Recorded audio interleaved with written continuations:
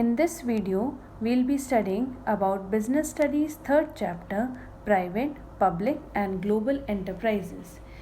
In this video, we'll be mainly focusing on PSU, that is Public Sector Undertaking. Let us now first concentrate on what is public sector. So this public sector is an enterprise which is managed, owned by wholly or by partly by central government or by the state government. So this is the definition of your public sector. Now let us check out with the types of public sector. There are three types of public sector. The first one is departmental undertaking, the second one is statutory corporation, and the third one is government company. Let us start with the first one, that is your departmental undertaking. We'll check out with the meaning, features, merits and demerits of your departmental undertaking. Now, departmental undertaking is the oldest and the traditional form of public sector. It has been managed by the government department. It has been controlled by the concerned minister. When I am talking about the finance, it has been financed by the government treasury.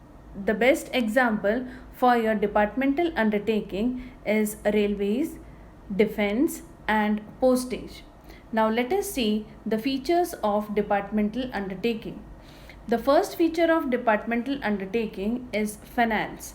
So the finance of this departmental undertaking, normally it comes from the government treasury through budget, and whatever revenue the departmental undertaking are earned, it goes back to the government treasury. So the finance comes from government treasury and it goes back to the government treasury. This is the first feature of departmental undertaking. The second feature of departmental undertaking is management. Departmental undertaking is managed and controlled by the government department. It is being headed by the concerned minister, and then this minister is answerable to the government through parliament. This is the second feature of departmental undertaking. After this, we have accounting system. Likewise, the other PSUs, departmental undertaking also has to go ahead with the preparation of your accounts book. They not only have to prepare the accounts book, but also it has to be audited. Next is talking about the employees. The employees of departmental undertaking are government employees. So all the appointments, remuneration and the promotion are totally based on the terms and conditions of the government. After this, we have the last feature of your departmental undertaking, that is accountability. Accountability means responsibility. So over here, the employees are responsible to the minister, and in return, the minister is accountable to the government through parliament. So these are the features of your departmental undertaking. After the features, let us check out with the merits of departmental undertaking.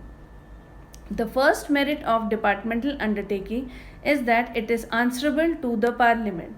Since the ministers are answerable to the parliament, so they are very much careful about their progress and about their performance. Next is source of income.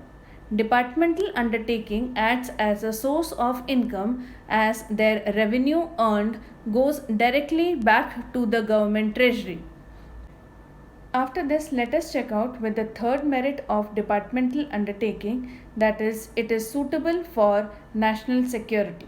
So departmental undertaking is suitable for national security because it is in the direct control and supervised by the concerned ministry. So these are the merits of your departmental undertaking. After the merits, let us see about the demerits of your departmental undertaking. The first demerit is lack of flexibility.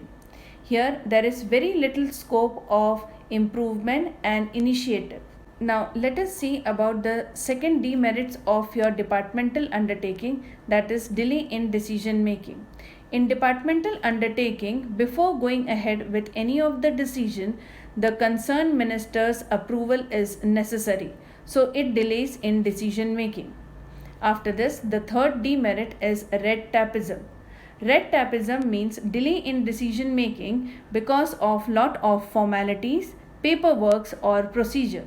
So these are the demerits of your departmental undertaking. Now let us check out with the meaning, features, merits and demerits of statutory corporation.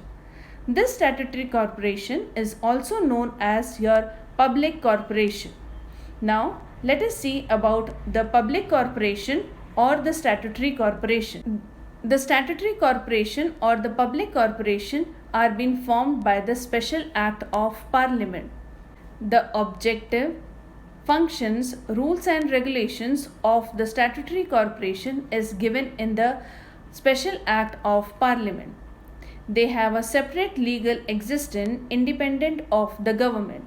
The best example for your statutory corporation or public corporation is Air India, State Bank of India, LIC and FCI, that is Food Corporation of India.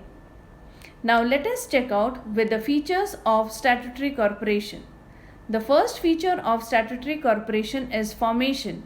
As we have already discussed before that the formation of the statutory corporation has been done through the Special Act of Parliament. So now let us go ahead with the second feature of statutory corporation, that is finance. These type of statutory corporation are independently financed. That means they can either borrow the money from the public or they can go ahead with the government also, or they can even sell their goods and services for the finance. Whatever income they are earning, they have the full authority to retain and utilize the earning for the business. Next feature of your statutory corporation is existence. They have a separate legal existence independent of the government. Now, when I am talking about the employees of statutory corporation, they are not the government employees. They have their own rules for the recruitment and for the remuneration of the employees. After this, the next one is for the ownership. The ownership of the statutory corporation or the public corporation is in the hands of state government or the central government. Now, let us check out with the merits of statutory corporation. The first merit is flexibility. Statutory corporation is totally free from the control or the rules and regulations of the government. The second merit of your statutory corporation is freedom from interference. Since over here the fund is not being given by the central budget, so there is full freedom of interference of the government in day-to-day activity. The third merit of your statutory corporation is economic growth. Statutory corporation goes ahead with the economic growth of the country because they have the full power of the government and also they have the facility related to the private enterprises. So these are the merits of your statutory corporation. Now let us check out with the demerits of statutory corporation. The first one is that statutory corporation is a theoretical autonomy. This means that statutory corporation is autonomy and flexibility is only there on papers. Statutory corporations are subjected to many rules and regulation. There is not at all any flexibility in working. So this is the first demerit of your statutory corporation. The second demerit of your statutory corporation is corruption. Since the statutory corporation has full autonomy and flexibility, so the official can misuse their autonomy over here. So we can say that statutory corporation goes ahead with corruptions also. Third one is delay in action. Here there is delay in action because the government appoints an advisor in the corporate board. There is no freedom in any of the decision making. If there is any disagreement between the advisor and the corporate board, then that matter is being referred to the government, which again delays the action. So these are the demerits of your statutory corporation. Now let us go ahead with the last type of your public sector, that is government company, checking out with its meaning, features, merits and demerits. So a government company is an enterprise which has not less than 51% of the shares which is held by wholly or by partly by central government or by the state government is known as your government company. These shares are being purchased in the name of the President of India. Now let us see the features of government company. The first feature of government company is finance.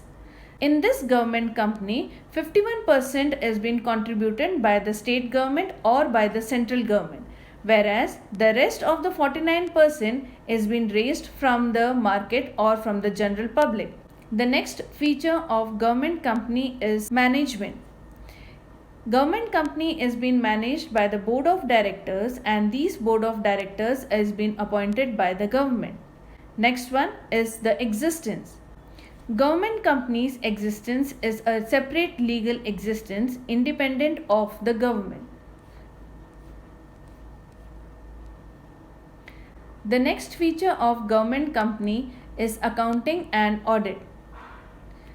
In a government company, there is no accounting and neither they have to go ahead with any of the audit. Here, an annual report is being presented in the parliament by the auditor who has been appointed by the central government. The last feature of government company is registration.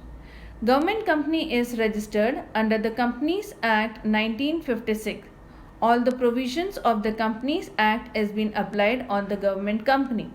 So these were the features of government company.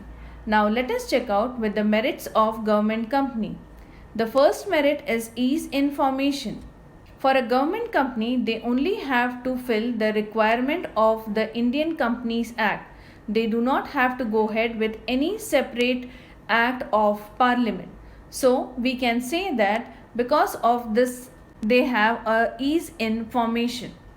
Next merit of government company is independent status. Government company has an independent status as they have a separate legal existence independent of the government. The third merit of government company is autonomy. The government company has full autonomy on all the business decision and in all the business operation. After this, we have the demerits of the government company. The first demerit is freedom only in namesake. As the majority of the shareholders is the government, that is not less than 51% of the shares are held with the government. So over here the provisions of Companies Act do not have much importance. So there is freedom only in the namesake. After this, the next demerit of government company is defeat in main purpose. As the majority of the shareholders are the government, so over here the registration under the Companies Act does not have any importance. So there is a defeat in the main purpose. The last one is lack of accountability. As these government company do not have to be answerable in the parliament, it is only the auditor who has to represent the annual report in the parliament, so there is lack of accountability. So these were the demerits of your government company. Thank you.